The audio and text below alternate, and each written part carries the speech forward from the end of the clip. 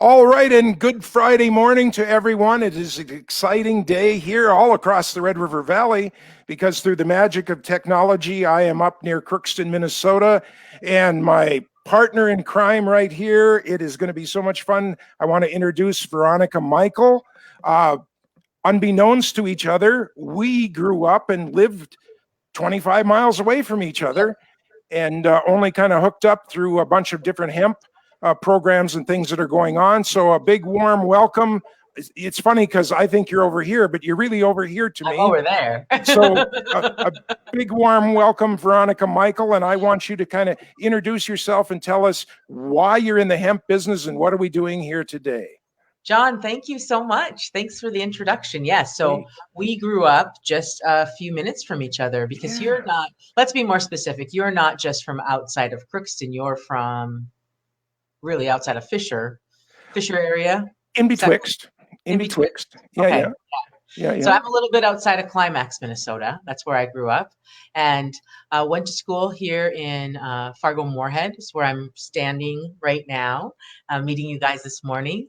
But I, for the last few years now, have been involved with a LLC called Prairie Products, and what we do is cold ethanol extraction of agricultural hemp. We're really proud to be doing that work, working with regional growers and also a group of growers from the West Coast out in Bend area. So that's kind of my quick how I got here statement. Wonderful. And we have together decided to kind of partner up because there's so much information coming down the pike in hemp. And as we've been in different groups, and of course, because of the virus thing, most of the groups are kind of happening like this because we can't meet face to face and we can't have coffee. And I don't know about you, but for me, a lot of the information that I really take from the groups is when it's over and I'm sitting around, having coffee and kind of talking face to face with people. And so we're going to kind of try and create that atmosphere here on a regular basis, bringing on significant guests and sharing information and trying to weed out the wacky information because there's a little bit of that out in the hemp business. Really? Yeah. Well, let me tell you, everybody's got a few stories, like a few hundred stories in their back pocket, and just kind of collaborate and try and move this industry forward because just like, my family got into sunflowers back in the late 50s and 1960 when they really just kind of came to the Red River Valley. And other people got into soybeans and edible peas and beans and stuff back in the different years when they came. And now hemp is coming. And we got to get streams. We've got to get it so that the farmer isn't not only the grower, but somehow the seller and the processor and everything that the farmer does. But the farmer can do what he does best and knows that he can deliver it to a place that's then going to do the next steps. And ultimately, we're going to get it on to the people that are going to use the product in one way or another. And that's, of course, what your specialty is.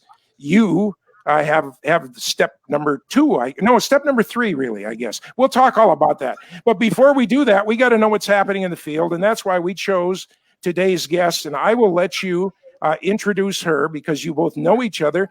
And also, you guys together make an important part of the hemp business. So take it away.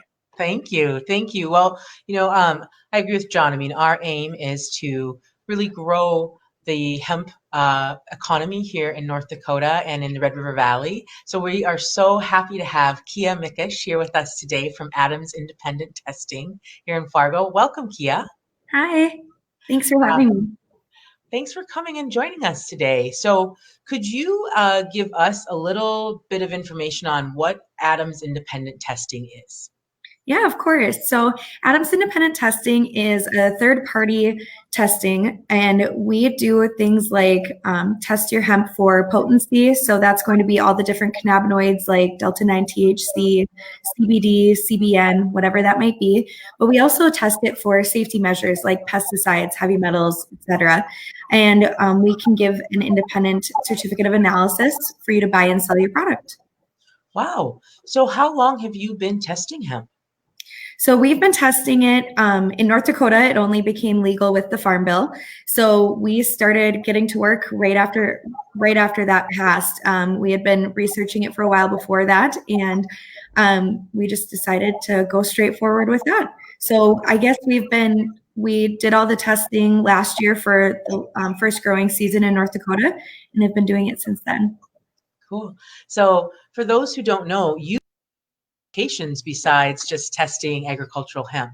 Do you want to share with us a little bit of your background in other kinds of commodity testing? Yeah, so Adams Independent Testing is one of our companies. Our other one is North Dakota Grain Inspection, and we actually test commodities such as sunflowers, soybeans, wheat, corn, edible beans, peas. The list goes on and on, actually. And we are federally regulated under the USDA, and we do commodity testing in 9 different states. So we've been doing this. I'm third generation in it. My partner in Adams Independent Testing as well. And our grandfather actually started NDGI probably about 50 some years ago. So we've been in agricultural commodity testing for a very long time. So being in between buyers and sellers of commodities like this is not new to us. Wow, that is amazing. So the family business has been testing for almost 50 years. So what was I'd love to know more about your grandfather's story and why he started. Can you share some of that with us? Yeah, I think he just kind of needed a job one day, and he started working for an agency up in Grand Forks, and he really loved it. And an agency in Fargo actually it was very small. I think there was maybe 3-4 employees, and they wanted him to come down and work with them. They had heard about it, and he had worked out a deal where they were retiring soon, and he got into the company and then expanded it to 9 different states. About 200 employees.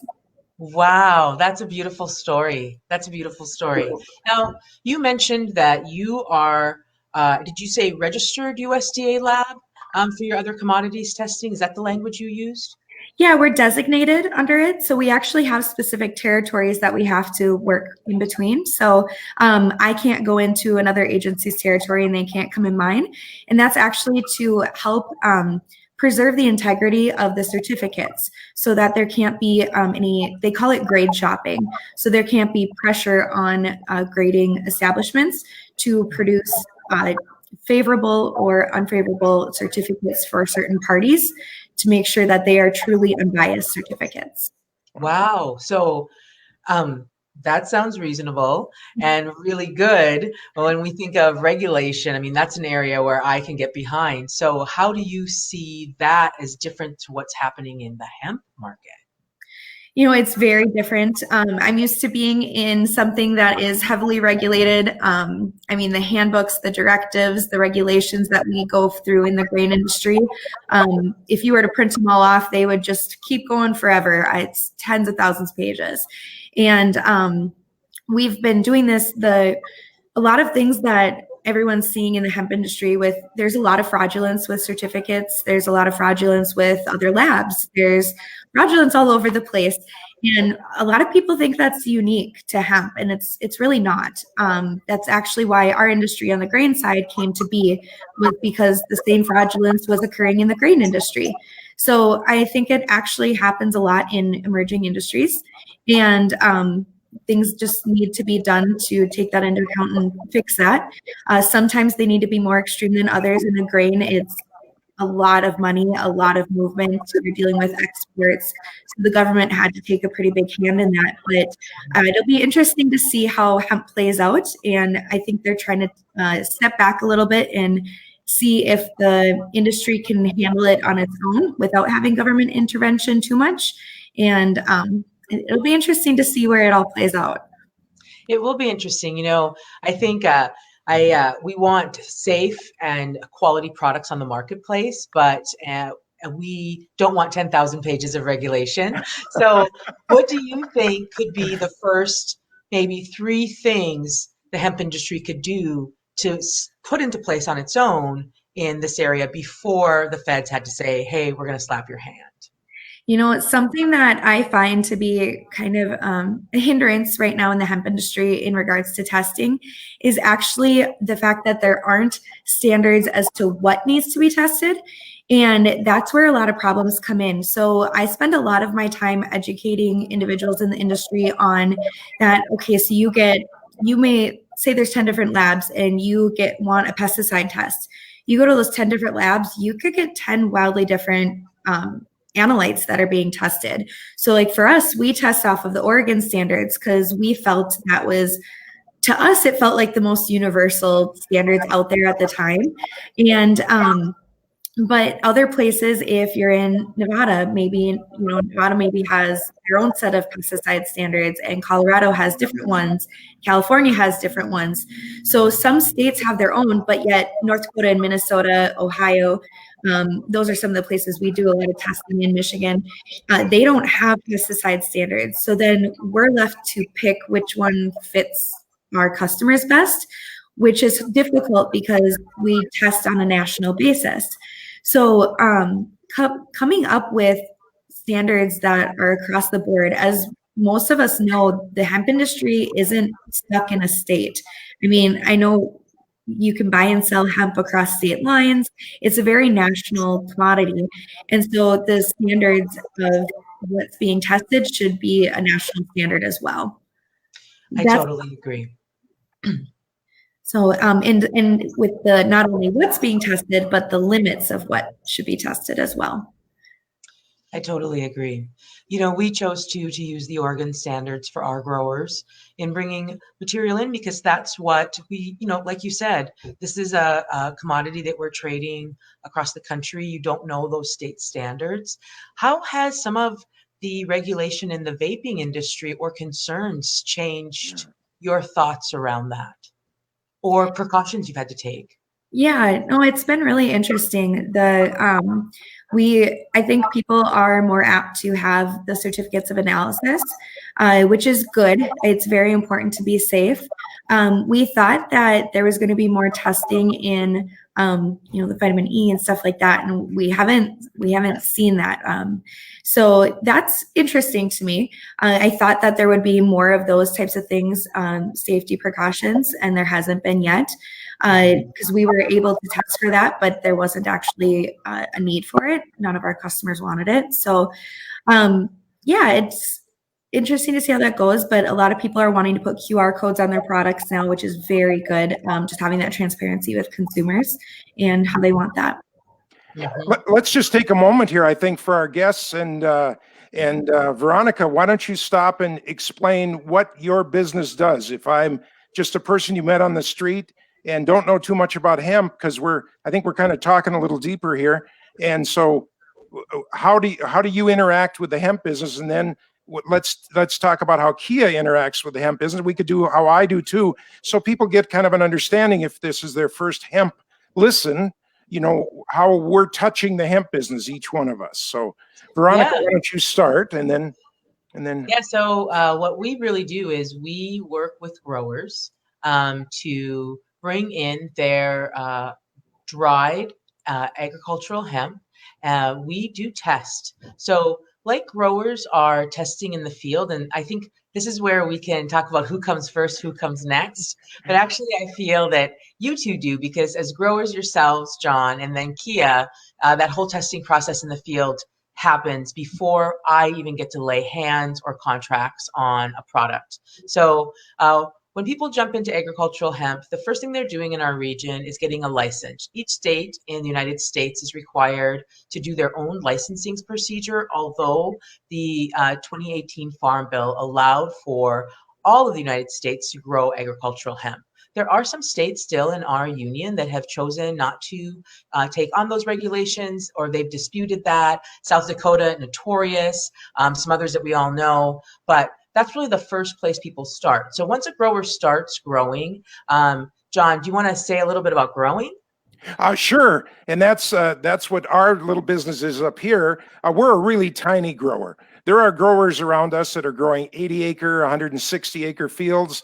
And on another show, we'll kind of talk about hemp is divided kind of into two categories. One is the CBD oil that we're hearing so much about, and the other is industrial hemp, as we call it, which is the stuff that makes the hemp seeds, which hemp seed oil is awesome for cooking and lubrication of bearings and making paper and making denim jeans that will last forever and ever, amen. But along with that, but we're tiny because we're into research and development and finding new ways and new methods and helping farmers to get that product ready to go down to Veronica's company to get processed.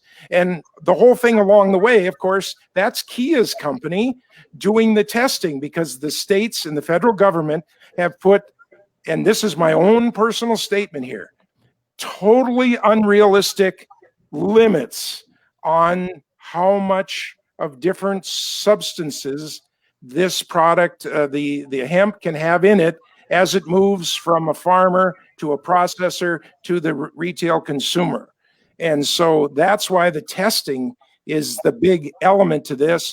I was just talking to a gentleman that actually Veronica turned me on to last week. His son had to like destroy fields worth of beautiful product because it was testing high according to the feds in the state of Minnesota, but yet the actual content of THC, by the way, we're talking about what gets you high if you were a marijuana user, but yet it would still be like using near beer. It would be like trying to get a buzz on drinking near beer that you can buy in any grocery store. I mean, there's just not any product in there yet that will be what I would consider bad as a non-user of marijuana, but yet they've set the standard so low that that's where Kia comes into play, because the farmers have to be so careful in the growing, and before it can leave their farm, it has to be measured, because a mistake is beyond costly. How did I do? Did I explain it good?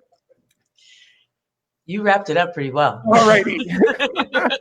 So now we kind of have a little circle of how the three of us are kind of involved in the business. So you guys now, you just go right on there so Kia's the testing person, and that's why we're talking about being certified and being a third-party lab, because I can't just test. We have a tester here on the farm to give us indications, but I can't just say, yeah, well, my tester says it's okay, so you got to just believe me. I got to go to Kia or someone like her so that I can hold up my certificate and go, see, I'm okay. So. No, that's a huge deal. Actually, I think that third-party testing concept is something we need to just dive into for a second. Don't you think, Kia? Yeah, I can definitely go through that. A lot of people, like you said, they have testers on site, which is great to take quick little measurements to see where you're at. But really where we come into as a lab is we can do third-party testing.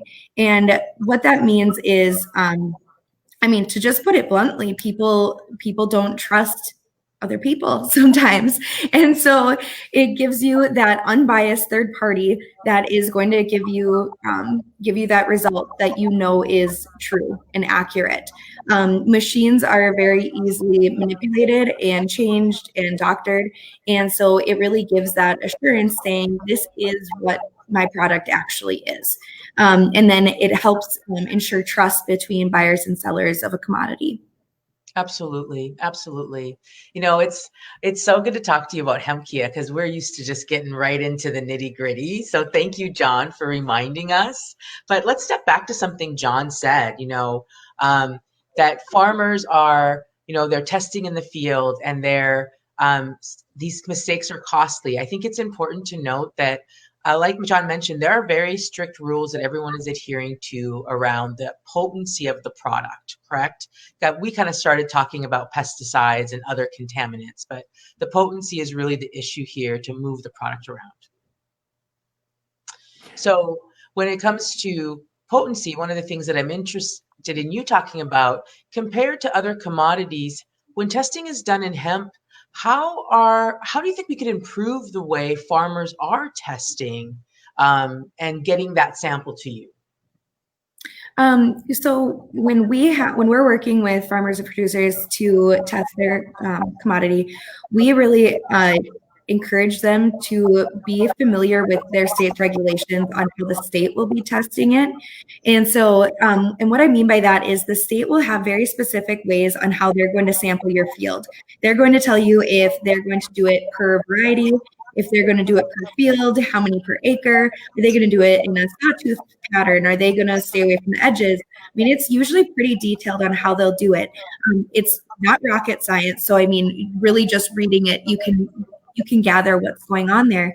But taking that 10 minutes to review how they do that is really important. So we encourage farmers to start after your hemp starts budding and getting closer to where you're going to want to start getting data. Start sending in samples on set intervals. And I got this actually by working with farmers last year, and this is what was working well for them, is they wanted to, since it was their first time, they want to get good data on it. And I explained to them, that's great. You send in, I had a farmer that came in every Wednesday and dropped off samples, and they wanted to plot out what their THC to CBD, their ratios were and where they were at. Well, that's great, but if you don't sample your product properly, those results don't mean a lot. And so sampling it how the state will sample it is very important if you're trying to see where you're at in regards to compliance testing.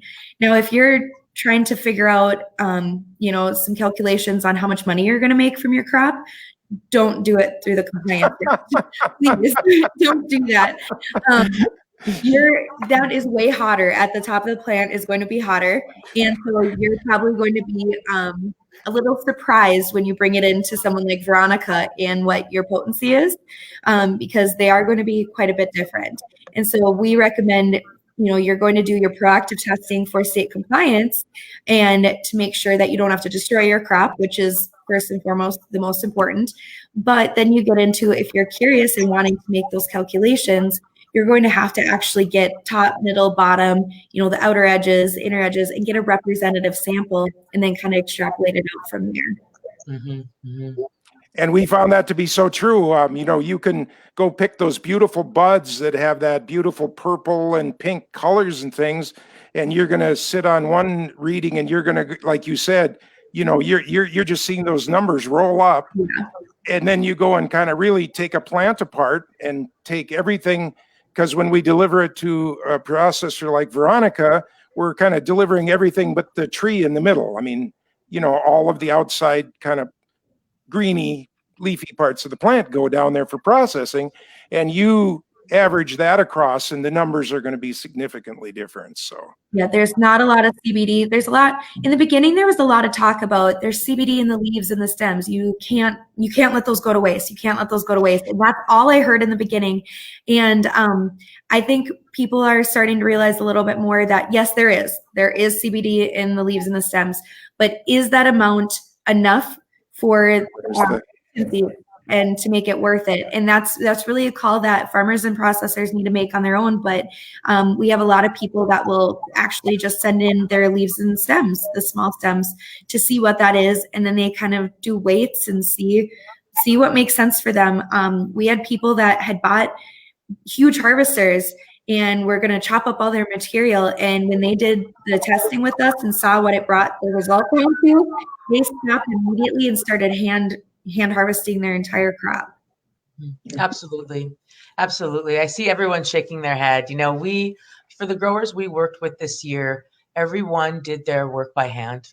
They bucked the product pretty well.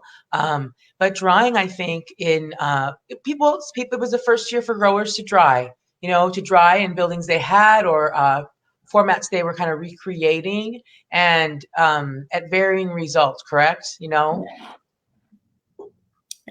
Our situation was we got about 80 pounds really hand-picked. I mean, we were as selective as those Oregon marijuana farmers.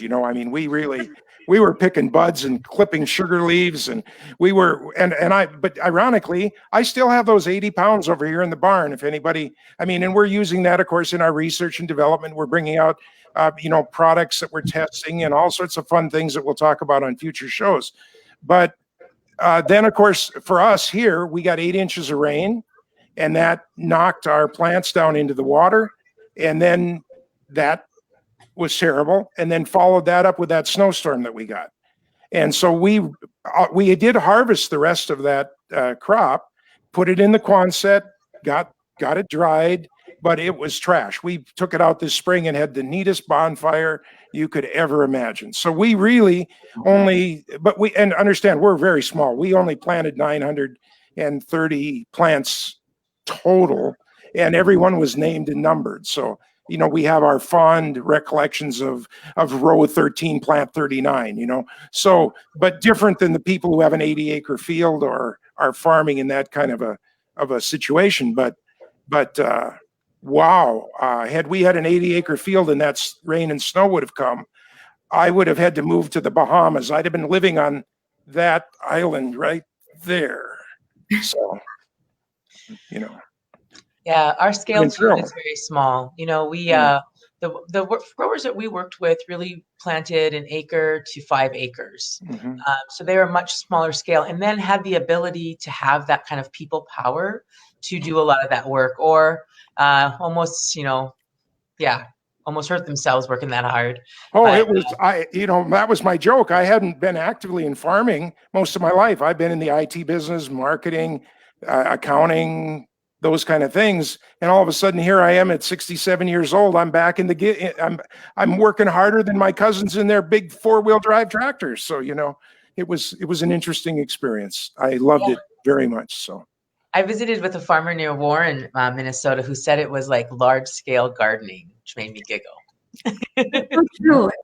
Right on. So, well, Kia, what do you see? What's coming up now? I mean, this year, we feel here, of course, because of Corona and everything, that we almost haven't started this year yet.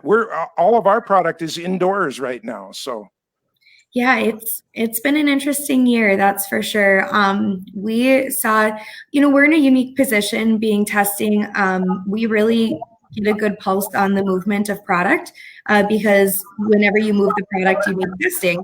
And I can tell you, COVID was not good for the hemp industry, not at all. It completely dried up. There was nothing. But now things are, people are planting. They're getting their plants in, and that's exciting. It's like exciting to see things coming back. I've noticed so many more people. They spent a lot of the time in isolation doing research and development on products and doing things of that nature. So there's a lot of people just kind of coming out of the woodworks, needing testing on those new products, which is so fun to see. But it's fun seeing that it's coming back a little bit, and I'm really intrigued to see how the harvest goes. And there's a lot of speculations on what's going to be, but I'm optimistic. Well, you can't say that 20 years from now we're not going to look back on these beginning hemp years and go, if it's going to be like Woodstock, if you can remember it, you weren't there, because everybody has put their blood, sweat, and tears into these couple of years. And it's going to be those that were here and those that can only hear the stories about it late at night in a bar somewhere. So it's going to be great. It's going to be great. We are the ones. We're the pioneers, and they will tell stories about us around a campfire sometime. So, well, I mean, we're the new pioneers, in land that has grown agricultural hemp for a long time in the 30s and 40s here in the Valley. So it's like everything old is new again. And I am happy to see that although some of the big grows might not be growing at the same size this spring, there's a lot of the small guys that are still doing what they're doing. And I think keeping moving forward with their research and development. Don't you all think?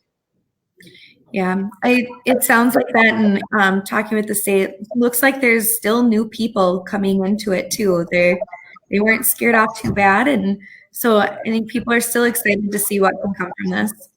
Yep. And there's such opportunity, I think, in the future for indoor grow in our region, an opportunity for farmers to do something else with the land that they often already have. If there's a way to utilize electricity or solar, but I think our farmers here in the valley are pretty much geniuses. So I think that some of that will be ahead. You guys are shaking your heads also. Oh yeah. And that's one of our focuses of research is we're trying to, everybody's got these plants that do really well in Oregon and 5,000 feet up in Denver and all this kind of stuff, or in Colorado. But we're trying to find breeds that thrive in the Minnesota soil. So even though we're working indoors, all of our 2 and 5 gallon pots are mostly 80% soil from right here in my Bearden. I'm pulling in Bearden soil from my half section right here, and then augmenting it slightly. But we're trying to find which breeds of all these guys that are trying to sell me seed, what's thriving here in Minnesota soil, because that's the difference. That's something that's like 2 years old right now. What's going to do really well. The Chem Cherry that we did outside last year, I got to tell you, and I'll bring some slides up here in the next weeks, it looked like a Christmas tree farm on our acre. I mean, it was beautiful, but yet they're not, the ones we have out just as some samples this year, they're not doing well at all. So what's different? I mean, we babied them the same way. They're in the same new soil, but neighbor soil.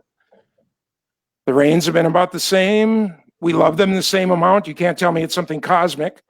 So is this a strain that really is good for Minnesota soil? Is it not? We don't know yet. This is where we're, the government screwed everybody in not letting there be any testing for 70 years. We're 70 years behind wheat and barley and oats and sugar beets and soybeans and beans and bees and everything. Yeah, that's very true. It's very true. And now we have to catch up. So we will do it, though. It's exciting, and that's where the excitement comes in. And it's so amazing. I mean, some of my people that I've just fallen in with and talked to, one's a former an emeritus president of a college in St. Paul, and a couple of them are lawyers down in the big city, and yet they put on their blue jeans and they're out there with their hose and they're going, I didn't know it was going to be so much work. But it's just amazing the field of people that are jumping into this hemp business, not necessarily because they thought they were going to make so much money, but it's something new and it's exciting and it can change the world. One day we'll have my partner on who I'm in the hemp business with, and you got to hear his story of why he's in the business. And he's driven for a completely outside reason to, put in these long hours and do this because of his aunt. And I want him to tell the story. I'm not going to tell it, but, so everybody's in this business for a reason. And that's what makes it exciting for me. And that's why it's fun. So maybe we could spend a minute and tell people, how do you, what happens when you test? Is the sample destroyed? Do you shine a bright light at it? Do you put chemicals on it? Do you taste it? Do you feed it to dogs and see if they turn green? Rabbits, do you hold rabbits in a cage and put it on their eyes? No, but I mean, let's make people understand that, we're not a environmentally harmful kind of a. No, the testing is quite complex. It is so interesting. We have wonderful chemists that you have to have chemists run these tests. You do not want me doing it. I've been doing testing my whole life, and you do not want me running the test. I understand it, but you need a degree in it. And what you're doing is, like, for potency, I would say that's the easier of the batch, and that's running an HPLC using liquid chromatography, and it's going through. It's hard to kind of split it out, but really doing chromatography, there's, it's going through columns and it's spiking where there's analytes like CBD and such. And you're running it against standards, so you know what those are, and you can read the results from there and see how much is in each one. When you're going through and running things like pesticides and mycotoxins, those are on LCMS, liquid chromatography mass spectrometers, and for how minute and levels that we need to get into it for pesticides, they're so tiny. I mean, we're dealing with a lot of parts per million, parts per billion. and then you're in the like thousandths decimal to get down to. You need triple quads for this. These are extreme machines. They're huge, very expensive, and it takes a lot of manpower, intelligent manpower to run them. So it was very interesting, up and running. I mean, when we first started this, it was something where even the equipment manufacturers, they didn't even know what to tell us on what to use. And I was like, okay, well, I mean, they've been doing it in Oregon and Colorado and all this stuff, and they're like, we don't even know because the regulations keep changing. And so, I mean, we personally took the approach of just buying the best of the best that we possibly could, because regulations tend to get tighter. And but you deal with like the residual solvents and terpenes, and then also more pesticides. So pesticides can't always be ran, depending on your list, just be ran on one machine. So like our list is ran on both the LCMS and the GCMS. And that's because the GCMS is gas chromatography and LCMS is liquid chromatography. And there's some of those pesticides that just either won't go in a liquid form or won't go in a gaseous form. And so there's a lot of science behind it. In order to run these tests, something that is interesting, these aren't things where you just take the product and you set it in there and it reads the result. There's a lot of sample prep. You are taking pipettes of very minute amounts of solvents and chemicals in order to dissolve it down into something that the machine can actually read. So, you know, you totally broke my heart. I was thinking it was like Star Trek, or I was hoping it was like you just drop it in and then you read it. But it would be nice, but no, it would be lovely. It's pretty complex and it takes a long time. I mean, when you're doing these samples, you know, if we get a sample at 8 a.m. and we get a sample at 4 p.m., it really doesn't matter on the timing, because you have to do them all kind of at the same time, because these machines, you have to do such complex things before you start the runs. And then they usually, a lot of times, will run overnight. And so you have to do that sample prep. And so, yeah, it's, it just adds complexities, where in the grain industry, we're used to, you know, a lot of people are a moisture meter. You take that sample and you freeze it 2 seconds later. But there's not really much like that. I mean, there's smaller machines that you can do it in the field, but they're not going to give you the same accuracy and the same rating as an HPLC. So when growers are looking for a lab, I mean, what's kind of the expectation they should have reasonably for timeline when it comes for testing? You know, and maybe that varies a little bit, of course, from test to test. So could you get into that a little bit? That varies substantially. It actually was the whole reason we got into this. So, fun thing, it was Prayer Products that actually approached us and was like, hey, do you do testing? Because we do grain testing. And from there, a few other people had kind of asked us, they thought it was just the same. You know, if we did grain testing, we could do hemp. It's definitely the testing part is different. So we started researching, and we didn't want to just jump into something to jump into something. We're not, you know, chasing a dollar like some people in hemp. We really wanted to only get into it if we felt we could make a difference and be an integral part in it. And so the turnaround time was kind of where it sold us that we could do something different in the industry. So when we came on, it was probably about a week to 2 week turnaround time for most labs to get your certificate of analysis. Then harvest hit. Then labs stopped answering phone calls. It was taking a month, 2 months. It was a nightmare. We were getting calls left and right. We were having people drive 10 hours with their samples just because we could get them test results the next day on potency. And we got a lot of, well, you're new, so you don't have any customers. But really, what we did in the grain industry, the same exact thing happened. Other agencies we're just kind of leisurely doing things. We're just going to do samples within our hours. And if we don't get to it, we don't get to it. And we don't operate that way. We never have. And so on NDGI side, we started doing 24-hour turnaround time on tests that don't take over 24 hours to run. And we ended up, it was one of the reasons we ended up growing so quickly. So we're like, can we make that model work in the hemp industry? Yes and no. Microbials take 2 full days to run them. So, I mean, it's not, you can't do next day turnaround time on microbials. It's not possible. And we have one of the quickest machines. Most people do plating, which can take like a week to do. And we have a machine that makes it faster and more accurate. So there is more complexities to that, but we, especially for potency, but for even our full panel testing, besides microbials, we still try our hardest, and we haven't gone past it yet of the 1 to 2 business days. Right now, you're going to get a lot of labs saying they do that. That's because there's no business right now. But during harvest time, you know, we kind of specialize in trying to find bottlenecks and, you know, putting on, if we need that, then we put on crews at night to help do sample prep and just make sure we're not an 8 to 5 business like a lot of other places.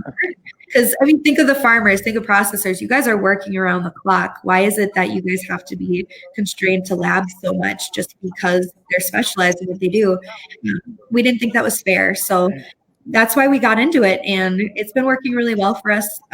We're kind of known for giving the really fast turnaround time and actually talking with our customers. And I text the vast majority of our customers on a very frequent basis.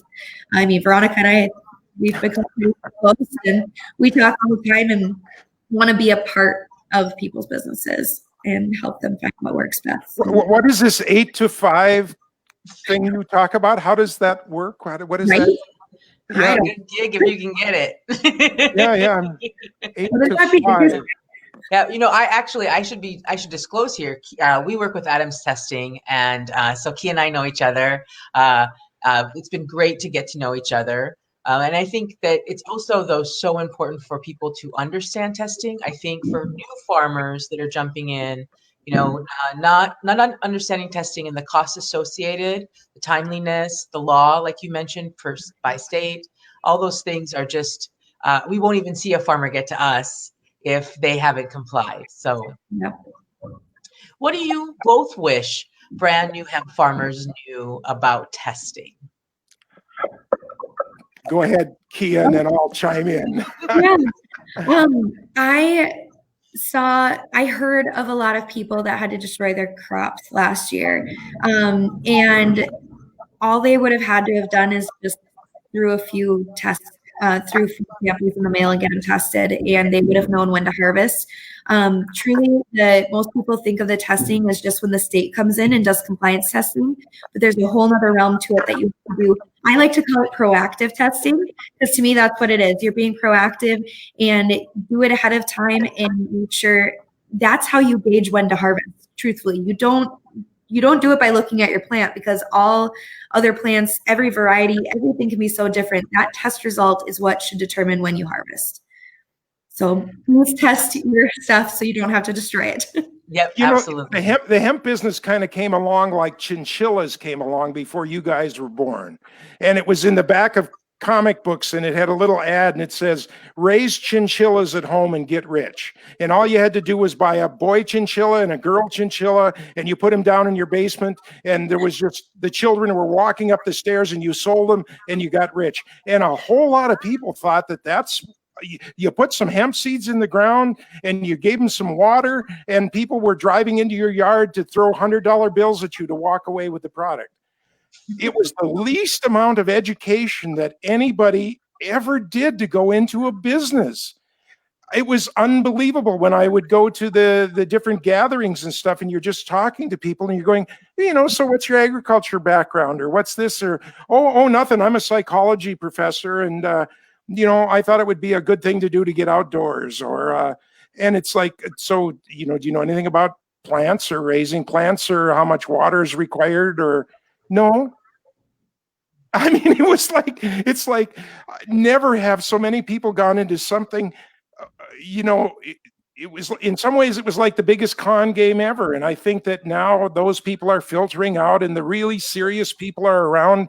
And, you know, just like if you're going to be McDonald's knows that 23% of every dollar that comes through the window goes to television and billboards and newspaper ads and supporting some team somewhere. because that's the machine. Well, hemp farmers have to know that X amount of dollars has to go to a testing facility to see where the game is and all of the other pieces that make up a hemp farmer. And just so many people did not know that there was, not that it was a formula, but there was, in the hemp farming business, this is a piece, this is a piece, this is a piece. You know, before we get to Veronica to say, okay, here's my product, give me back some oil. And nobody, it was like, no, the state's going to do my testing for me. They're going to come and tell me that I'm all okay. And it's like, okay, good luck with that. Let me know how that turns out for you. And sadly, people were losing their funds. And they were losing. Some of them bet the farm, literally bet the farm. You know, when you had an acre, it wasn't so bad, but some folks bet the farm, and I'm sad for them. Really. I am too. I think one of our managing members and who designed our shop, Tom Kading, he would say often that we want to be good shelf to shelf. You know, we want to be good extractors at Prairie Products. We want to take in quality material, put out quality product. I think that, though, in all honesty, we definitely have some growers that are college professors and some people that were new to agriculture, but did very well because their scale was different, right? I mean, their scale was an acre. They had control. Yep. And I'm gonna put my hands in the ground and I'm gonna see what happens. But yeah, there's some cowboys. So, I mean, there was some big grows. We call it the Wild Wild West. So yes, we love it. We love it. Well, look at we've gone around the hour here. We need some closing things with Veronica and I as we plot the new shows. So let's take a couple of minutes here. And Veronica, any more questions of Kia? Anything that you think we didn't cover? Or I feel like we covered so many good things. But I have actually two questions. Yeah. If you don't mind. No, but my first question is, because we kind of went in and around, which was great. I feel like we had a really real conversation today, you guys. So thank you. Thank you. But Kia, how do you guys make sure that you have accurate results? Like, because I think, hey, people are new to hemp. They're looking for a lab. What are you looking for? Like, what are they looking for to know this is a quality lab? This is how they're ensuring good results. Yeah, that's, it's a hard question. So we have one of the things that I love in this industry is that Emerald Scientific actually came out with proficiency testing for labs. And what that is we will get actual samples of hemp, and which is very important because labs use standards to find, the spikes of CBD, this and that. But if it's not an actual sample, you can have errors in sample prep, you can have errors in multiple different areas. And so they'll actually send you hemp bud or hemp oil, etc. And you do it and it's blind. You have no idea what the results are. And they have a whole program around it where you send in your results through a portal and they will compile all the results of all the labs that did that. And they do all their data stuff. And if you're within certain standard deviations and et cetera, then they actually will give you a badge saying that you are proficient in that test. So like we have badges for our microbials, our potencies, heavy metals, things like that. To me, it's the most obvious thing that a lab can do to physically show their individuals, their customers, that they're doing a good job and that they know what they're doing. There are so many things, with quality control and things of that nature, but it's so hard to show your customers that you're doing that, and it's so complex. And a lab should be doing that, but it's just not as it's not something that you can prove very easily. And so that's something that I've been telling people, I really advocate that program. There are also ISO certifications. That is also a hit or miss though, because like us, we're not ISO yet. We've been working on it. We have, certificate saying that we're in the process, and we comply by those things, but we haven't gone through the very lengthy audit yet. And there are other places that, because we split ours off of our other company and wanted it completely separate, we had to start from square one. And ISO is no joke when you're starting from square one. And other labs have, they just keep it in with their other company, and they just have ISO from their other stuff. And it doesn't necessarily mean that they have ISO for hemp, but also it's a lot easier to just add something on quick. So there's some of those discrepancies of just because you have it doesn't necessarily mean you can do hemp properly. So the Emerald kind of gives that extra oomph in our industry of knowing that you're proficient in this one. Wow, that's great information. So I had another question, but I'm going to stop and I'm going to switch it out with my other one, which is, Kia, would you come back and talk to us again? For sure. I'd love to. I love talking about hemp. I could talk all day. It would be great. I think that, what we didn't get into much was, FDA, USDA, all the regulations. And I think there's so much we all have to say about that and would love to. So maybe another time down the road, we can have you back. And you're a busy woman because you are promoting the company and speaking across the country. Yeah, COVID slowed me down a little bit, which isn't a horrible thing. It's been weird being home for a few months, but yeah, I like to go to trade shows, and one of my favorite things is to just go around the country and educate people on testing and hope that it can save some people their farms and help them out with their processing ventures. Wonderful. Hopefully it helps. Wonderful. Well, thank you so much for your time today, Kia, and we look forward to having you back. Enjoy gardening this weekend. Get those cucumbers done. All right. Thanks so much, Kia. We're going to move you off to the green room. You're welcome to stay, or if you need to go off, I know that the two of you will catch up on all of this sometime later in the day. So thank you very much for being with us. All righty. Thanks, Kia. All righty. Okay, well, it was our first show. What do you think? Oh my goodness, I loved it. I love talking hemp with you and Kia. Like, I could talk all day. Well, we could, couldn't we? We could just sit here and as the show was going on, I could interrupt it every moment because there's just one more thing to talk about and one more direction to go, and words we didn't cover, like terpenes. We can do a whole show on terpenes and what those are. And the short story for our listeners is those are the different things you smell. When you say lemon, oh, I smell lemon, but lemon is actually a terpene called lemonel, as opposed to limonel is another terpene. And you can trick people because that's what they put in Mr. Clean. Mr. Clean, the part you smell is different than the part that does the cleaning. The part you smell is like lemonel and things that put the fragrance into the air. And there are an uncountable amount of terpenes in hemp and in the marijuana product that this is not a show about that at this time, and in every kind of thing in the world. The new car smell is an association of terpenes. And yeah. And when you meet the right guy in a bar, it's an association of terpenes that's catching your attention. So, though, I think one of the things that I think is fascinating, because you said something about, the Mr. Clean product. You're right. Yeah.